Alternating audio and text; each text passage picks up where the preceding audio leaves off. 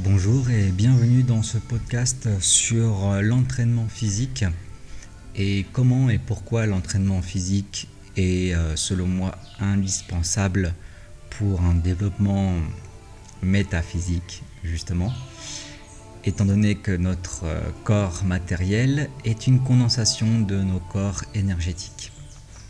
Donc vice versa, notre implication et application sur notre corps matériel va répercuter sur notre énergie, sur nos émotions, sur nos pensées, sur notre corps de rêve, notre corps astral, la façon dont nous rêvons, la façon dont nous pouvons nous concentrer, vu que le système nerveux est également très lié à ce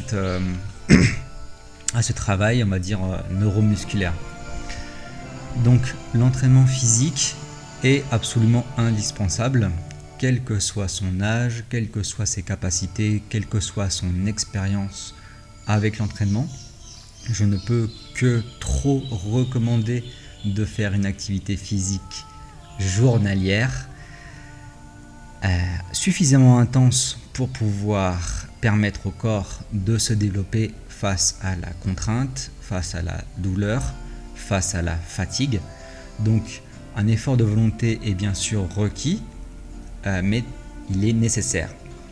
Comme dans cette chaîne, le but ultime va être de pouvoir se constituer des différents attributs qui nous permettent de mieux voyager dans le continuum spatio-temporel de la matérialité et au-delà dans l'immatérialité également. Il est important déjà d'avoir une bonne base sur un bon corps physique. Alors je sais qu'il y a des personnes qui sont extrêmement intelligentes, extrêmement puissantes mentalement et qui ont un corps physique faible. Mais ce n'est pas une tragédie, ce n'est pas quelque chose qu'il faut accepter parce que toute sa vie, ou une grande partie de sa vie, on n'a pas pu s'entraîner pour diverses raisons possibles. C'est pas pour culpabiliser bien sûr. Simplement pour se dire que à partir d'aujourd'hui, il est nécessaire, il est indispensable de consacrer 1 heure par jour à l'entraînement physique. Alors qu'est-ce que j'entends par entraînement physique ? Bien sûr, il y a la musculation.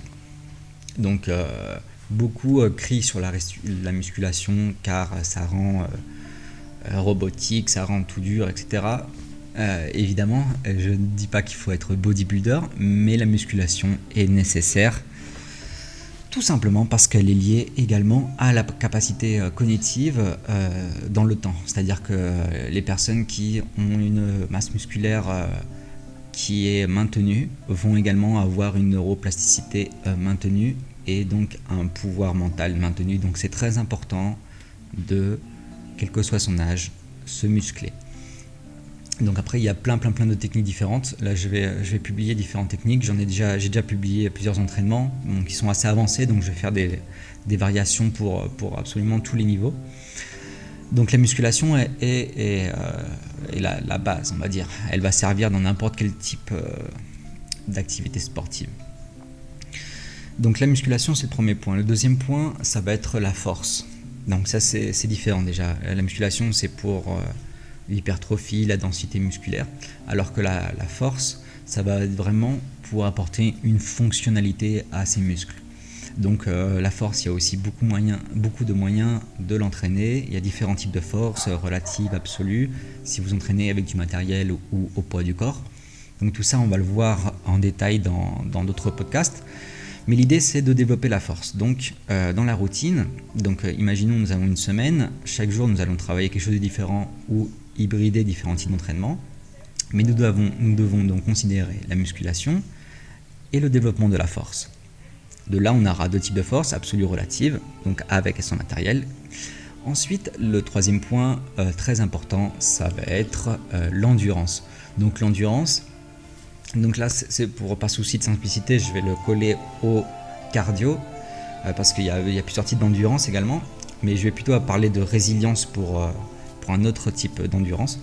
Pour le type d'endurance dont je veux parler maintenant, c'est le cardio, donc extrêmement important, fondamental, oublié par tous ceux qui font de la muscu et par une grande partie de la population. Le cœur est le muscle le plus important du corps.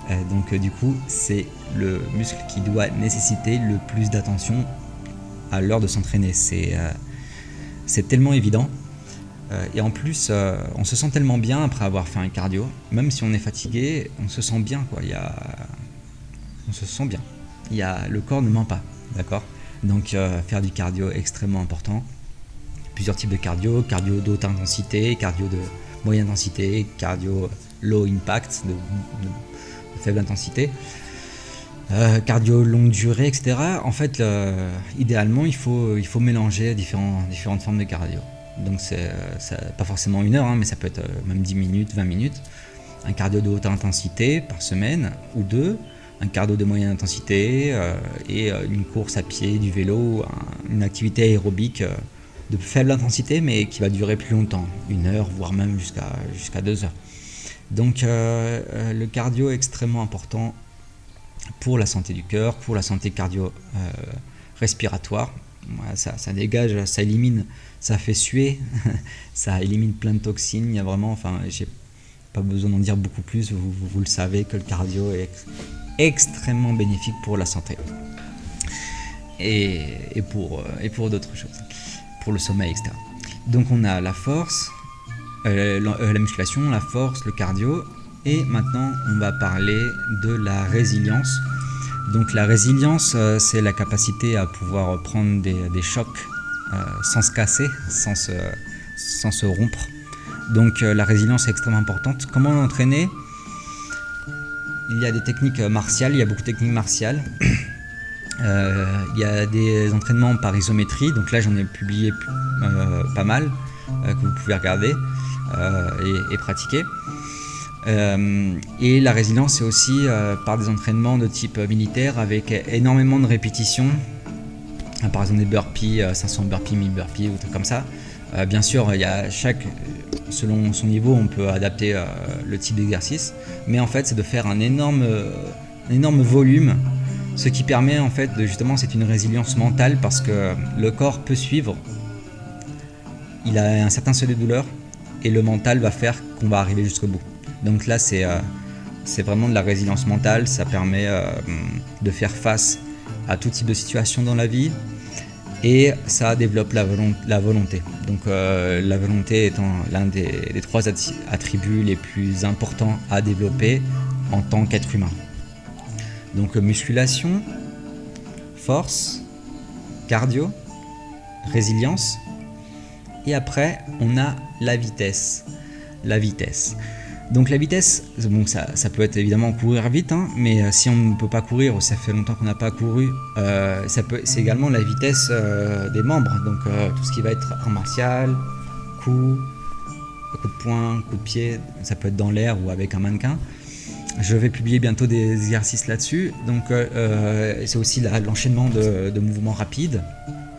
Donc et les mouvements les exercices de pliométrie explosifs. Les sauts, les pompes avec rebond et les lancers, etc. Donc là développer la vitesse, c'est extrêmement important également pour la réactivité mentale. Plus on va être rapide dans le mouvement, plus on va avoir une acuité mentale développée, une façon de réagir toujours plus vite, et donc on va pouvoir avoir accès à une intelligence instinctive de manière très rapide. Donc la vitesse est également fondamentale et oubliée par la majorité des sports, des gens qui s'entraînent en solo en tout cas, parce que les sports en équipe, bien sûr, la différence se fait sur la vitesse. Mais sur les gens qui s'entraînent tout seul chez soi ou en salle, il y a très peu de gens qui entraînent la vitesse. Donc là, on a la vitesse, donc c'est le cinquième point. 6e type d'entraînement indispensable. Encore une fois, oublié, c'est l'équilibre. Donc l'équilibre, on peut faire avec des postures, on peut le faire avec du matériel, on peut le faire avec une planche,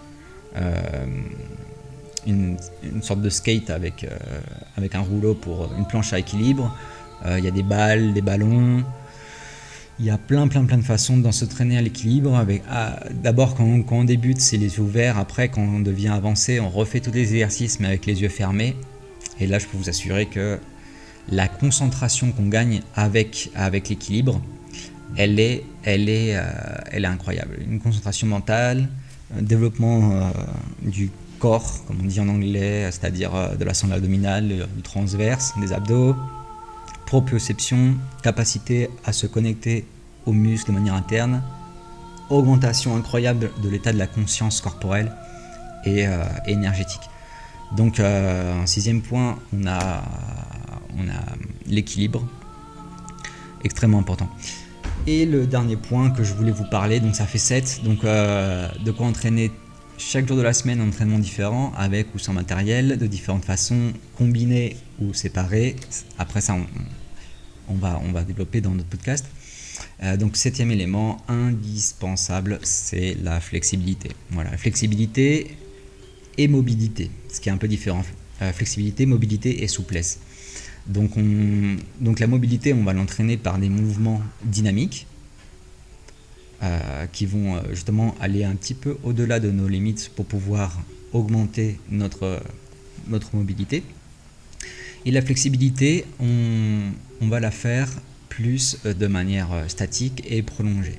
Voilà, donc plus on va pouvoir maintenir un étirement pendant un certain nombre de temps, plus on va étirer les tissus profonds, les fascias, les tendons, les ligaments, ce qui va nous permettre d'allonger notre corps, d'allonger l'espace entre les disques vertébraux, d'avoir beaucoup moins de douleur dans les épaules, dans le dos, dans les lombaires, d'avoir une qualité de vie extrêmement améliorée, parce que tous les mouvements du jour, de la journée, nous baisser, nous relever, attraper quelque chose, tout ça va demander de la mobilité, de la flexibilité. Donc c'est indispensable d'avoir au moins un jour développé la flexibilité, idéalement tous les jours au lever, une routine, et le soir avant de se coucher également une petite routine. Voilà, si vous n'avez jamais commencé, déjà commencez petit et progressivement. Donc la flexibilité, 7e point, indispensable pour l'entraînement physique. Voilà, donc je vous remercie d'avoir écouté jusqu'ici. Vous pourriez écrire en commentaire votre entraînement actuel, ce que vous faites, ce que vous ne faites pas, ce que vous aimeriez faire. Et comme ça, après, je pourrais adapter les vidéos d'entraînement en fonction de votre niveau également. Voilà, donc merci beaucoup et on se dit à bientôt.